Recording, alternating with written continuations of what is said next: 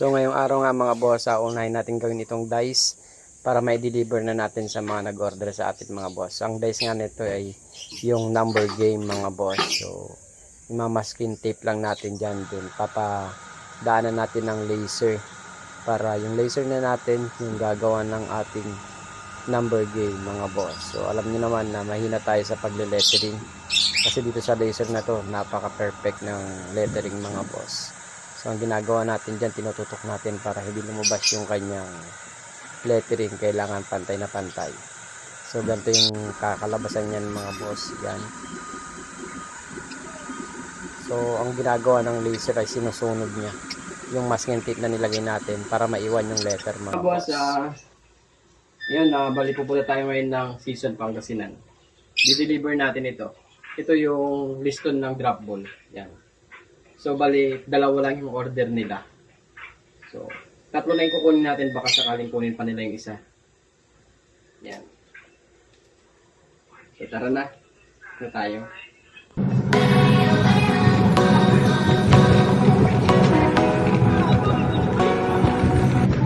So, yan mga boss, papunta na tayo sa Season Pangasinan.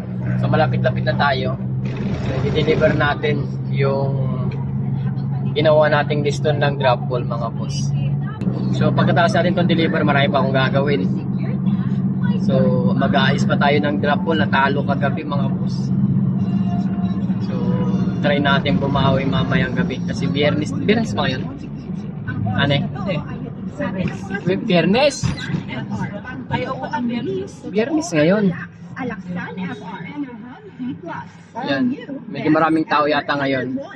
Kulang talaga yung drop ball natin. Gagawa pa ako, mag-assemble pa ako ng isang drop ball pero double pay.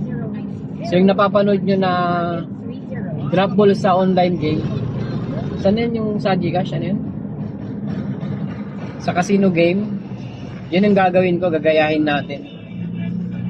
Yun yung gagawin nating drop ball. Pero isang bola lang, pero double pay mga boss. So malapit na tayo. Papuntang Rosario na to.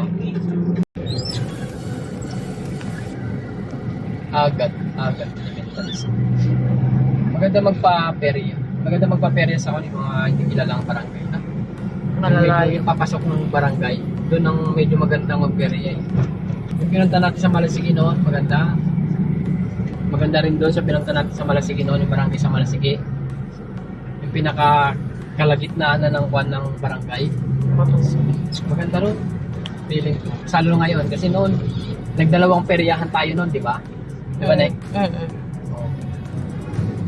Kahit pa paano tinatao pa rin tayo. Isang drop ko lang yung gumagana. Wala pa tayong bingo. Wala pa tayong bingo noon? Wala pa, no? Wala. Nauna yun. Oo. Doon tayo pumunta nauna. Pagkatapos ng Asansor, dumiretso tayo ron, di ba? Pagkatapos doon, nasa Tiaguan na. Oo. Okay. Pwede natin kunin ito sa Tiaguan. Di ba? So, malapit na tayo. Sa akin yun na ito. Tawag sa akin.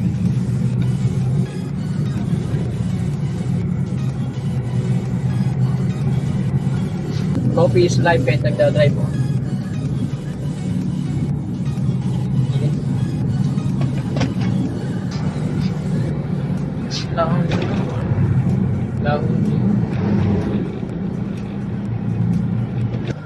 Ay, deliver na natin yung liston nila.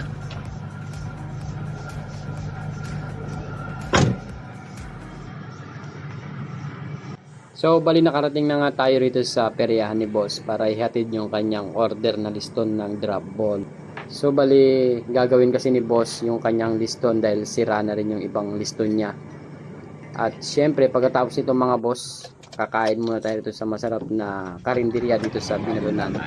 Ang kanilang pangmalakasan na sinanglaw mga boss at syempre yung kanilang kambing na kinilaw. So napakasarap kumain dito. Malinis at malinamnam pa. Ayan. So ayan yung kanilang pagkain, sinanglaw. Sarap ng sabaw niyan mga boss. So kain muna tayo bago tayo pumunta ng peryahan mga boss.